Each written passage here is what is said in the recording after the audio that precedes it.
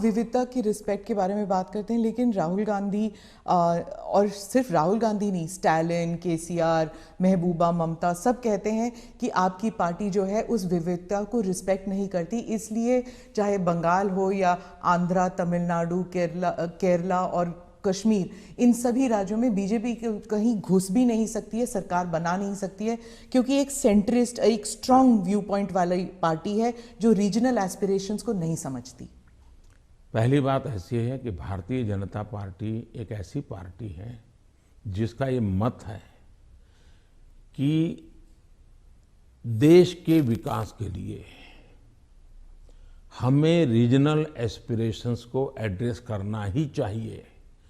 और देश में मैं पहला मुख्यमंत्री हूं जो इतने लंबे समय तक राज्य का मुख्यमंत्री रह करके आया हूं, और इसलिए राज्य के एस्पिरेशंस क्या होते हैं, राज्य की आवश्यकताएं क्या होती हैं, इसका मुझे भली भांति समझ है। और इसी के कारण हम हिंदुस्तान के सभी राज्यों की भले, अब देखिए मैं दुनिया के मेहमान आते हैं तो पहले उनको दिल्ली में ही आना और जाना हो जाता था, मैं ऐसा नहीं करता हूं। आप ट्रंप को ले गए गुजरात?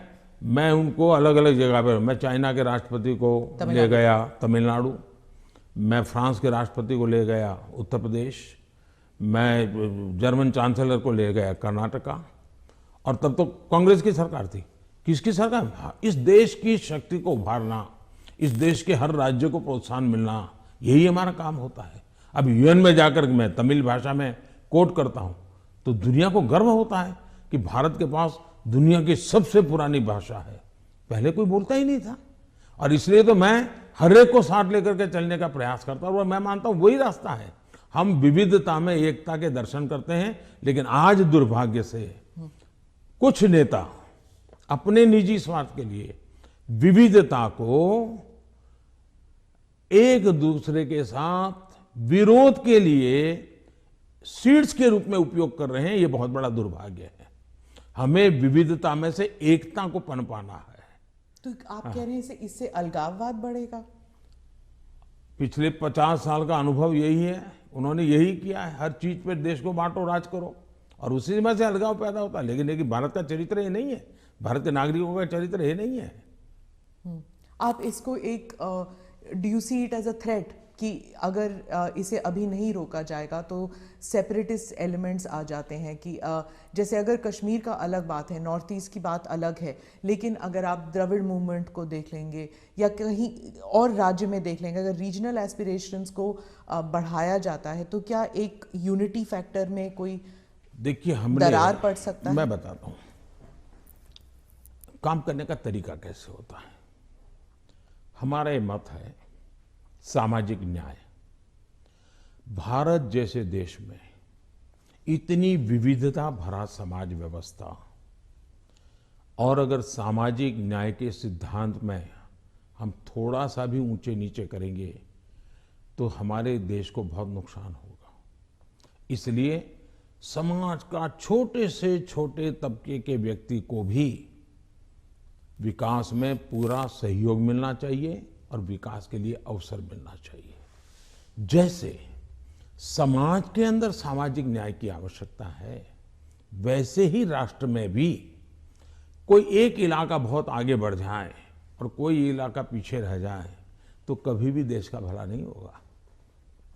हमारे यहाँ सर्वांगीण विकास होना चाहिए, सर्वसमावेशक विकास होना चाहिए, सर्वस्पर्शी विकास होना चाहिए, सर्वहित में विकास होना चाहिए। और इसलिए हम एक विषय लेकर के आए जिसमें भी मैं देख रहा हूं कि सभी राज्य हमारे साथ मिलकर के कंधे से कंधा मिलाकर के काम कर रहे हैं।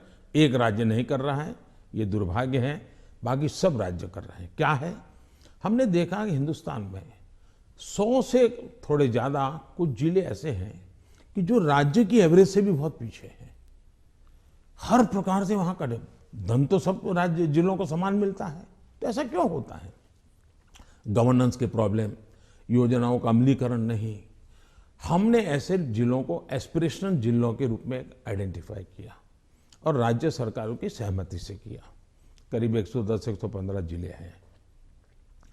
और उस पर हमने स्पेशल फोकस किया। मैं खुद जिलों से बात करता हूँ, उन जिलों में कल्याणकारी योजनाएं ज़्यादा से ज़्यादा पहुँचे।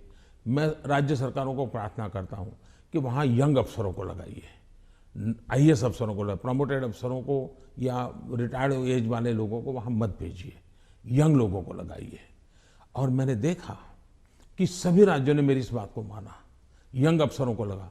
दूसरा, मैंने कहा बार बार ट्रांसफर मत कीजिए, उनको वहाँ रहने दीजिए 3 साल, उनको कहिए कि तुम काम करो, बाद में तुम्हें अच्छा पोस्टिंग देंगे।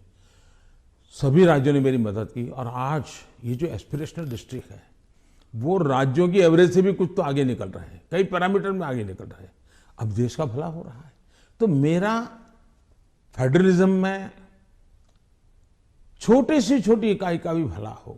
अब जैसे ऑप्टिकल फाइबर नेटवर्क हिंदुस्तान के हर गांव में जाना चाहिए। हम लगे हैं, पैसे लगा रहे हैं, पूरी ताकत लगा रहे हैं। क्यों? हमें तो पूरे देश को ऊपर लाना